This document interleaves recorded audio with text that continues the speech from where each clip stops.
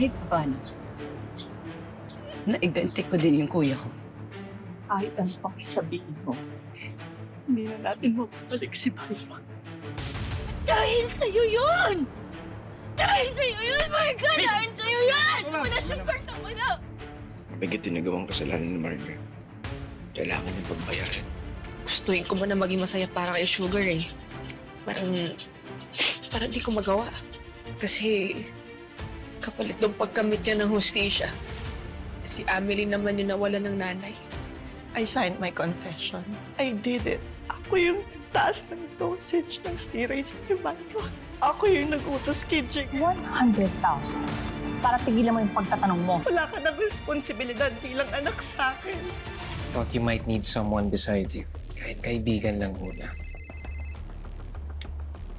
Ma'am? Nagsumbong ang driver mo sa akin. Pinuntahan mo raw yung lintik na Amelie na yan.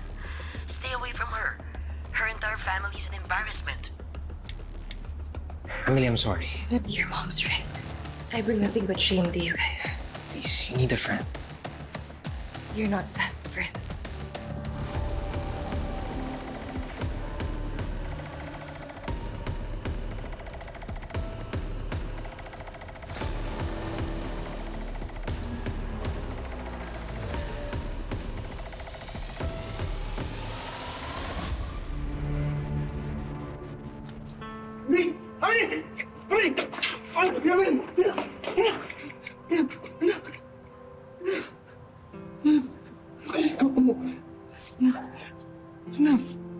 Bayaan mo na ako. Wala rin naman kwente. Ayoko na. I don't wanna live anymore. Anak, hindi totoo yan, anak. Nandito na ako. Nandito na ang daddy. Hindi kita iiwan, anak. Iwan mo rin ako. Iwan mo rin ako. Iwan mo rin ako. Anak. Anak. Anak. Iiwan ka man nilang lahat. Anak, ako. Ako nandito pa rin. I'm sorry, anak, kung iniwan kita. Pero anak, promise, hindi ka na mag-iisa. Hindi kita iiwan, anak.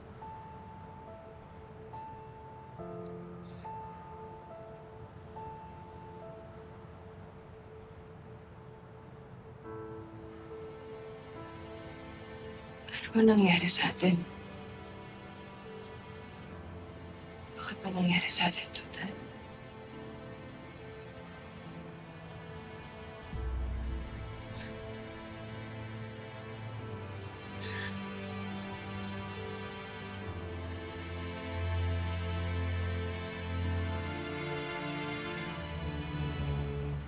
Sugar, anak, sumama ka na muna sa amin sa bahay. Dahil bukas na bukas, dalawin natin ang punto ng kuya mo, ha? Sige po. Sige po. Yan na. Anong ginagawa mo dito? Actually, I saw your dad's car, so I waited here because I was looking for you. Yung magulang ko nga pala. Nakilala mo na sila sa bahay ni Liv, di ba? Si Papa ko, si Papa Roldan. Tsaka Mama ko nga pala. Si Mama... Yaya Lourdes? Yaya? Tita, actually, I've been wanting to reach out to you po talaga ever since I realized po na kayo po yung nagpalaki sa akin nung bata pa po ako. Kilala niyo po yung mga parents ko, di ba si Charlie and Hilda Chua? Baka naaalala niyo pa po sila.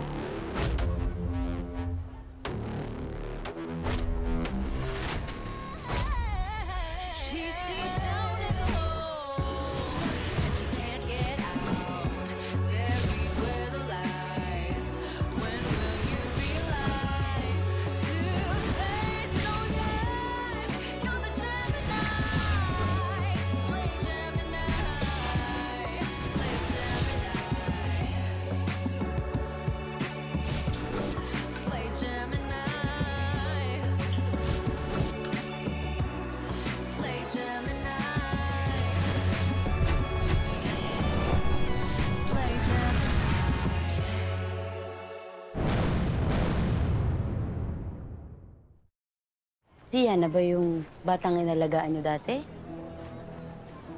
Ha? Oo. Siya yun. Di ba nga, si Sir Charlie at saka si Miss Hilda Chow yung boss mo? Oo. Naging amo ko nga sila.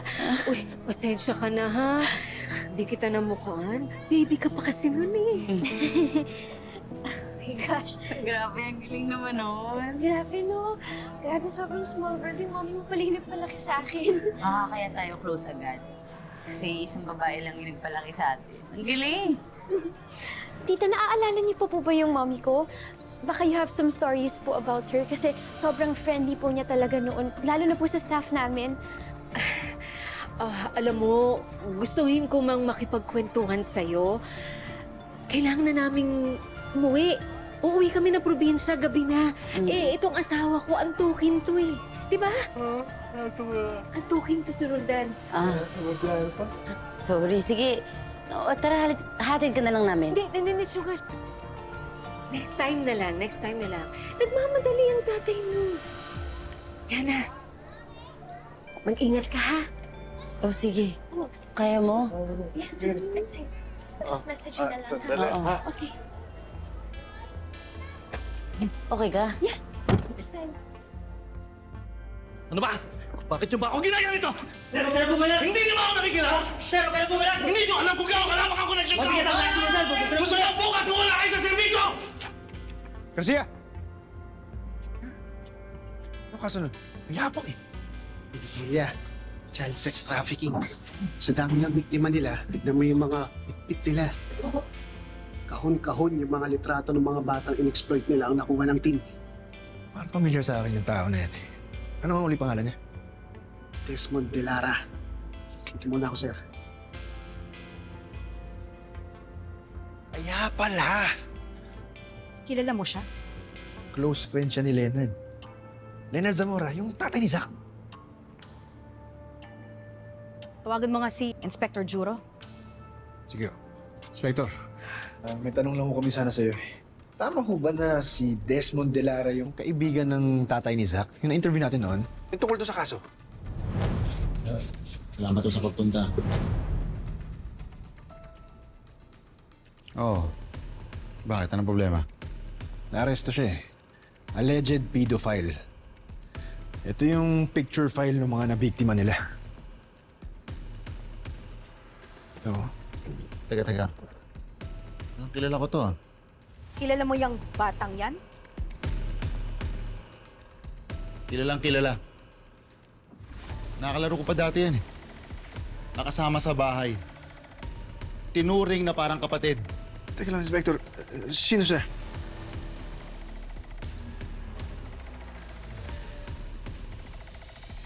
Si Zach. Zach Zamora.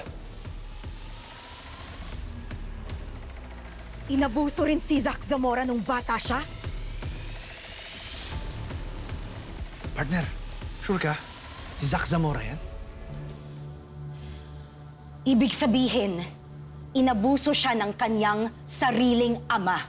O kaya binugaw? Kasi yun yung sabi sa akin ng mga ibang investigador eh. Na si Desmond daw, binibenta itong mga to sa mga foreigners. Katapang, wala bang nakwento sa'yo si Zach? Wala.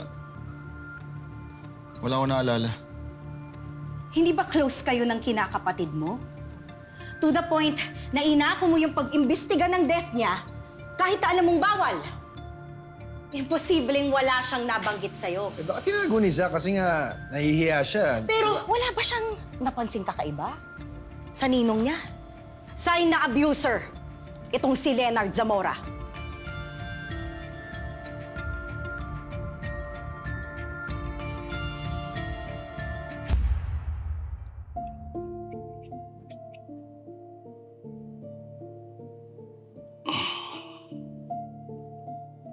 Inumin mo.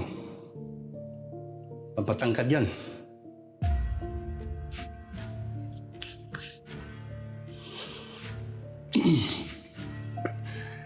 Smith. He's my godson. take care of him, okay?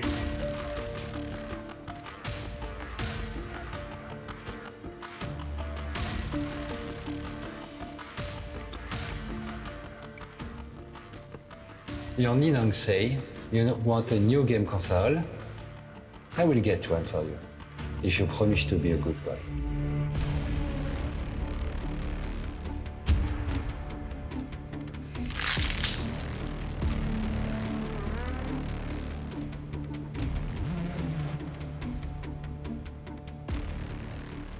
Partner, kilala mo ba yung kanong yan?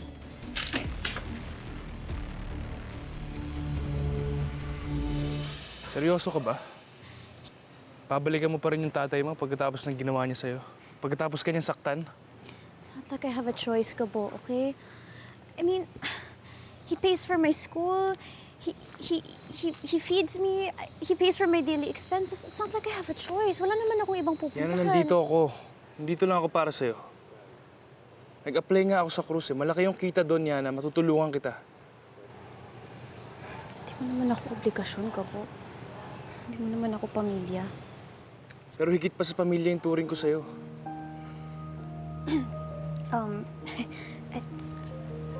What do you mean by that? I don't know what you're... I don't know what you mean. Yana, manhid ka ba?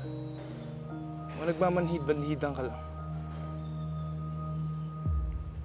Yana, kanina pa kita hinahanap At ikaw lalaki, ayaw ko na makita yung pagmumukha mo.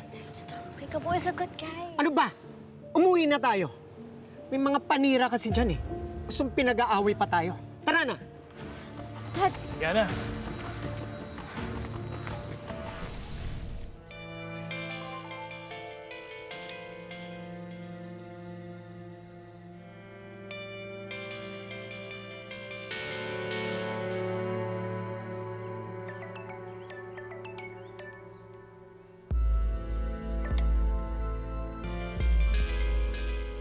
Hello?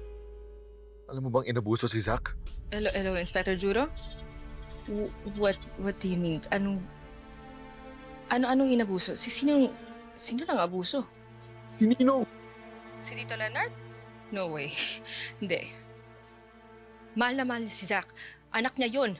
Pero tinalo pa rin yung sarili niya kadugo. Hindi siya tao, Liv. Demonyo siya. Hayop siya.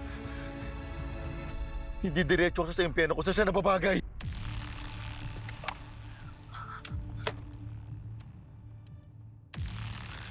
Hello? Hello, Inspector Juro.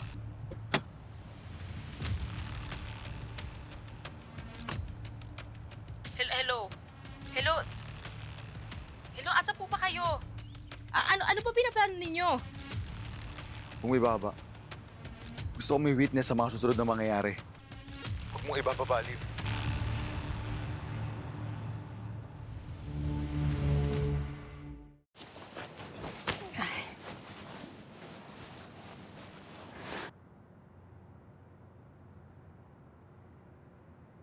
Oh! Tulungan ko na kayo, ma. Ay, sige. Salamat, ha? Naalala niyo po, Manong, nakita natin si Yana? Bakit niyo po sinungitan si Yana nun? Di ba kayo natawa na nakita niyo yung dati niyong alaga? Matagal na yun. Di ba, sabi mo naman na iiwasan mo na yung mga kaibigan mo na mapang-traidor ang alam? Si Liv naman po yun Si Yana naman naipit lang Ba't ang init ng dugo mo sa kanya? Nagka-problema ba kayo ng dati niyong amo? Yung magulang niya yun, di ba?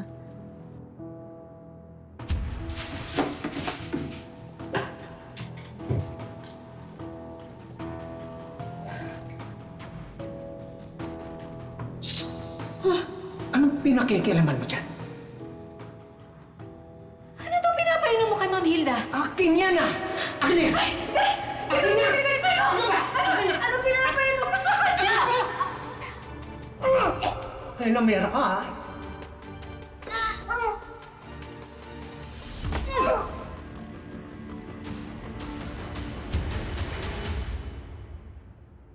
Anak, wala. Eh, yung nanay mo, pagod lang yan, kaya laging nagkakaganyan. Tsaka isa pa, nagkakaedad na. Pakikuha naman ng ibang labahin sa loob, anak. Sige po.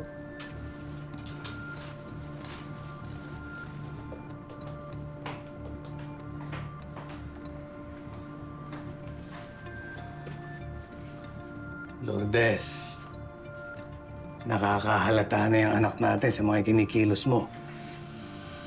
E paano naman ako hindi mapaparaning? Lumiliit na yung mundo natin sa mga tsuwa. E paano kung sinabi ni Yana sa dati niya na nagkita kami? Ano, akong susunod niya papatayin?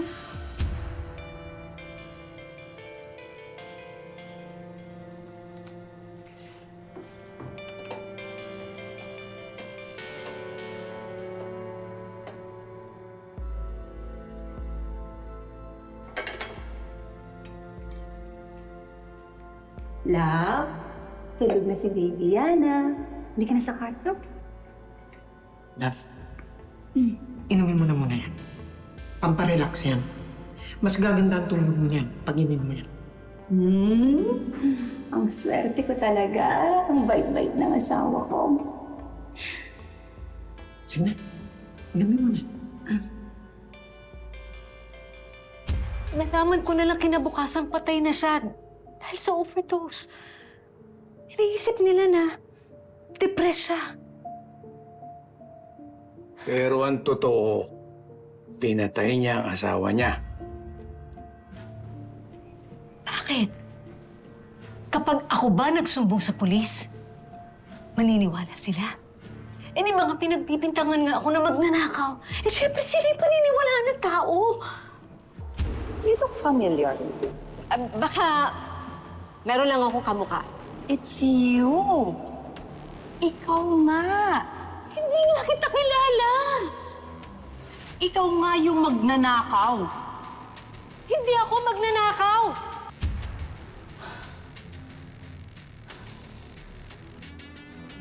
Kung alam lang ni Yana kung gaano ka-demonyo yung tatay niya.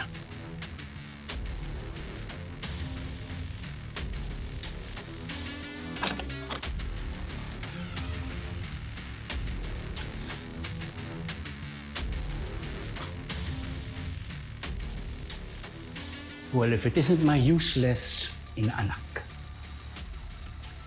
Alam mo ikaw, napakadami ko ng sinakripisyo para sa'yo. Pinag-aral kita, pinatira dito sa bahay. Isa lang na hiningi ko sa'yo, hindi mo magawa. Diba sabi ko sa'yo, hanapin mo killer ni Zach, yun lang. Napaka-useless, napaka-disappointing. Hindi sana, hindi na lang kita kinupkup. Sana nga. Sana nga hindi na ako tumira sa impyernong bahay na to. Kasama nyo.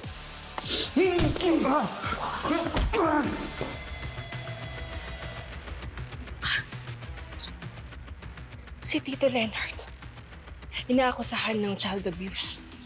Ano?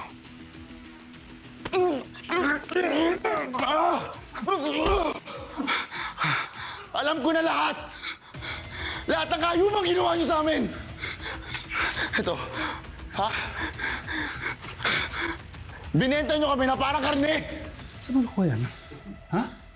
What else do you have? Tsaka sino pa nakakaalam yan? Tinuring ko kayo na parang pangalawang ama ko.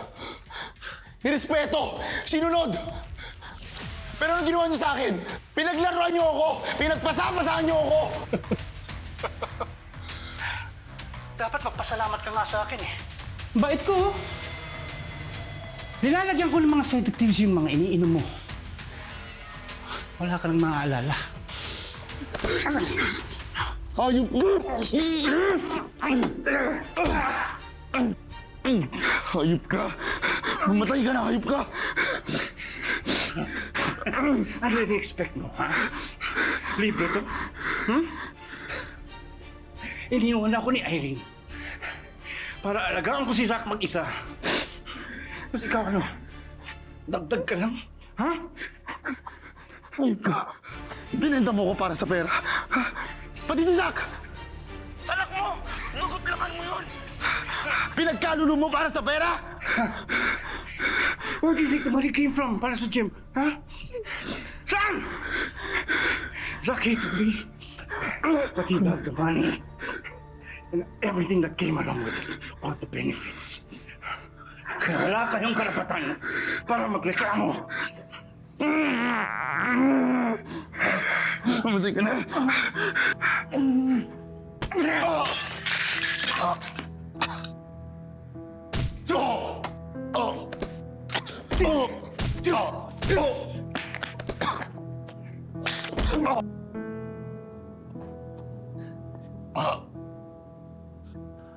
Ano to? Are you recording me? Ha? Ha? Liv? Liv? Hello? Hello? Liv, sumagot ka. If you don't answer, I'm gonna kill you.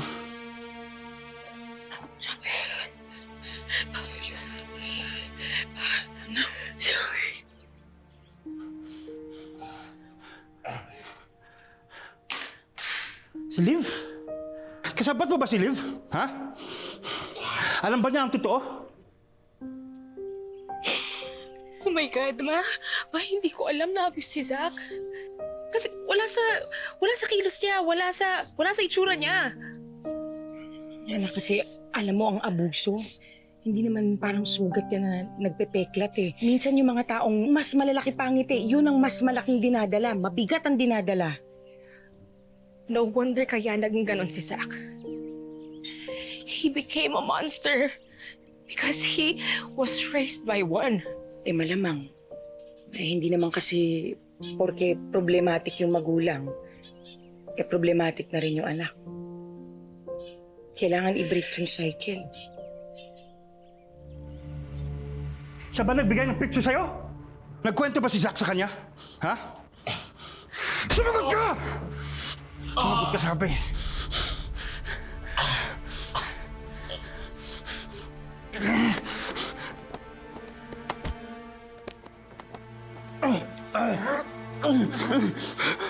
Natatakot kayo malaman. Ha? Natatakot kayo malaman yung mga kayupa na ginawa nyo? Ha? Huli na kayo. Arestado na si Desmond. Yung kasapat nyo. Ikaw na yung susunod. Mamamatay ka na sa kulungan. Wala nang batang maabuso pa. Ayup ka!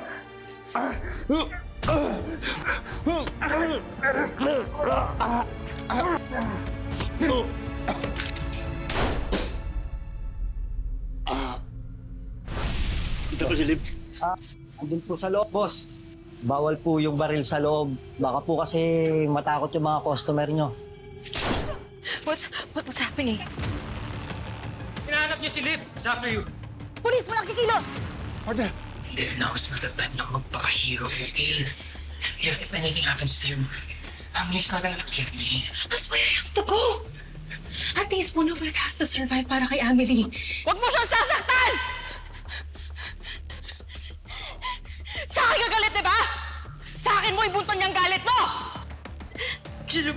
Lumabas ni Liv! Lumabas!